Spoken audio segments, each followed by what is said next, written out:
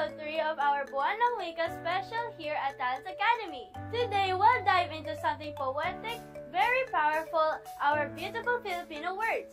Some of them are deep, rich in meaning, and rarely used nowadays. Pero ngayong araw, babalikan natin sila. That's right, Madiken. Those words are not just for old books or poems. They treasured of our language. Words like dalisay and bonita.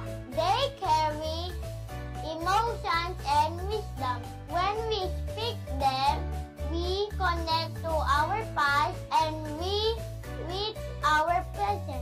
Ako naman, I love to discover Filipino words. Minsan parang tongue twister. Minsan parang kanta sa tenga. But when you know the meaning, it's like opening a gift. These words help us express ourselves with depth, beauty, and heart. Imagine saying alam ng damdamin or salin lahi. Does it feel strong and majestic? Kaya ngayong episode, we'll hear from our fellow Talents Academy kids as they share their favorite deep and beautiful Filipino words. At bakit mahalaga ito sa kanila? Let's open our minds and hearts to our own language. Sa mga salitang ito, makikita natin ang kagandahan ng ating kultura at ang kayamanan ng ating wika. Kapag ginamit natin ang salitang may lalim, we become more expressive, more thoughtful, and more Filipino. It's not just about words, it's about identity. So mga ka-talents, listen closely, learn joyfully, and love your language more deeply because these words reflect who we are. Let's celebrate the elegance, power, and heart of Filipino words. Ready na ba kayo?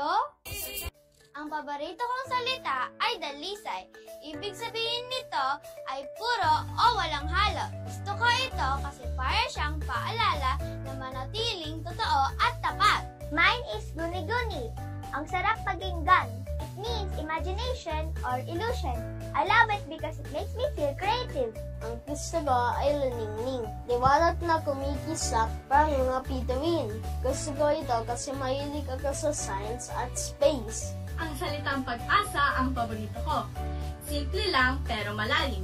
Ibig sabihin, kahit may problema, may pag-asa pa rin. Ang gusto ko ay mapagpakumbaba. Ang taong hindi nagyayabang. Gusto ko ito kasi ang dapat natin ugaliin. Alindog ang paborito ko. Ibig sabihin nito ay charm o charisma, nakakatuwa at kakaiba. Gusto ko ang tanglaw, ilaw o gabay, parang nagsasalita, kahit madilim, may liwanag pa rin. Gunita ang gusto ko. Memorya o alaala, mahalaga ito kasi parte ng pagkatao natin ang ating alaala. Ang salitang panaginip ay paborito ko. Lahat tayo ay nangangarap. Ang salita ay puno ng pag-asa. Gusto ko ang marahuyo. Ibig sabihin ay mahikayat o mahinganya sa kagandahan. Parang spell sa isang fairy tale. Maharlika, ito ang gusto ko. Tumutukoy sa taong mataas ang estado noon. Napakabigat ng dating. Giliw ang paborito kong salita. Tunog pa lang, punong-puno ang ambing at pag-ibig. Saling lahi, generasyon o lahing susunod.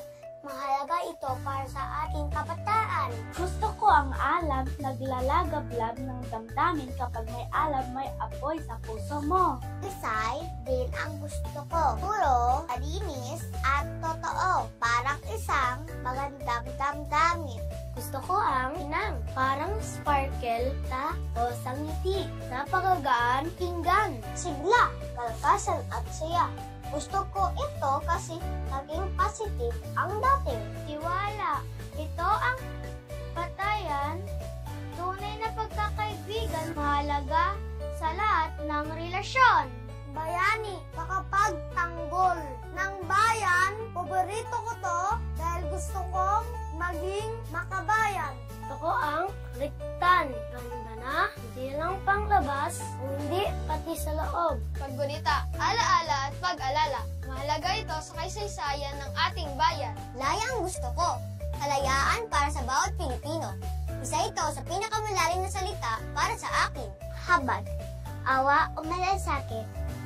Puno ito ng damdamin para sa kapwa. Giting, katapangan para sa mga taong matapang sa gitna ng pangalan. Yugto, kabanata sa buhay, parang bawat isa sa atin ay may sariling yugto ng kwento. Katanungan, hustisya. Mahalaga ito sa pagkapantay-pantay ng tao. Bituin, kala, sa langit, napagaganda ng tunod at simbolo ng pang-asa. Sigla din ang gusto ko. Enerhiya, galak, buhay. Pag-ibig, lahat tayo ay nangangalan nito. Isang itong pinakamakapagyarihang salita. Pagkakaisa, ang pagkakabuklod ng lahat para sa iisang layunin. Perfect word for teamwork.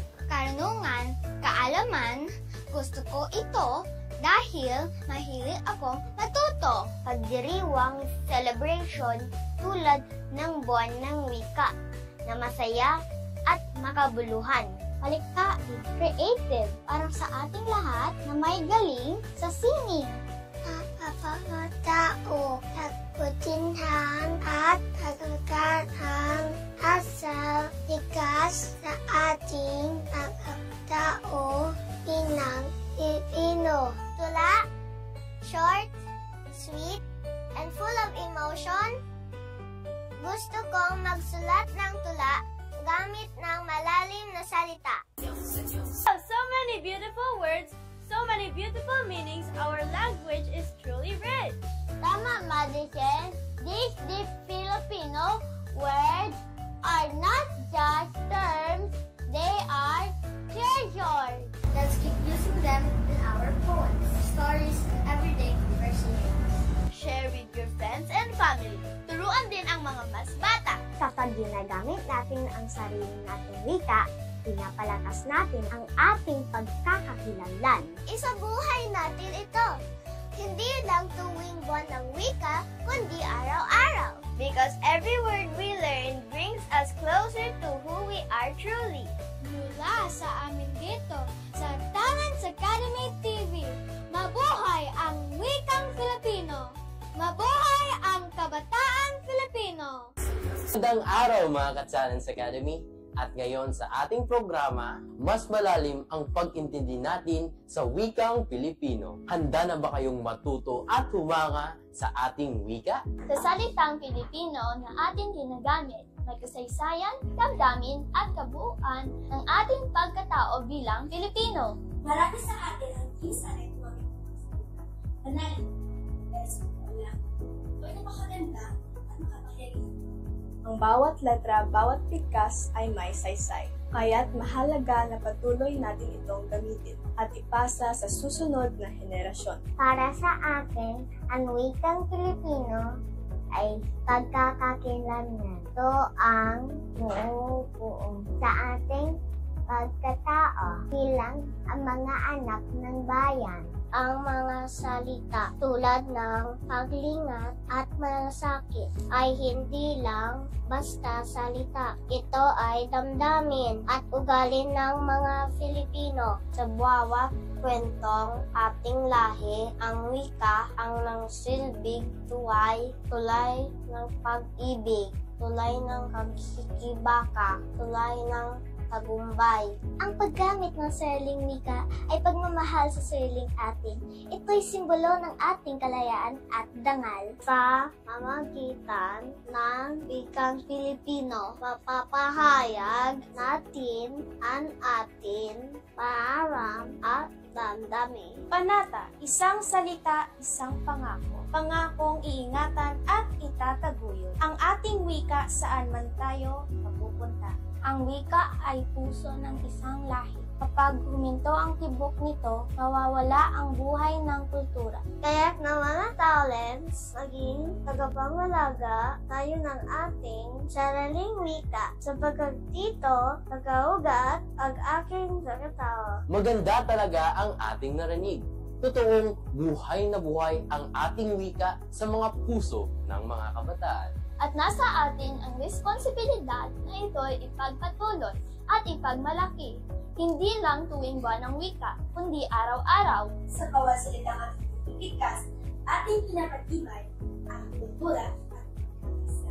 Kaya gamitin natin ito, isulat, isalaysay at ituro sa iba. Ibahagi ang kagandahan ng ating salita. Maging tagapagsalita at tagapagtanggol sa ating sariling wika, ito ang ating yaman at dangal.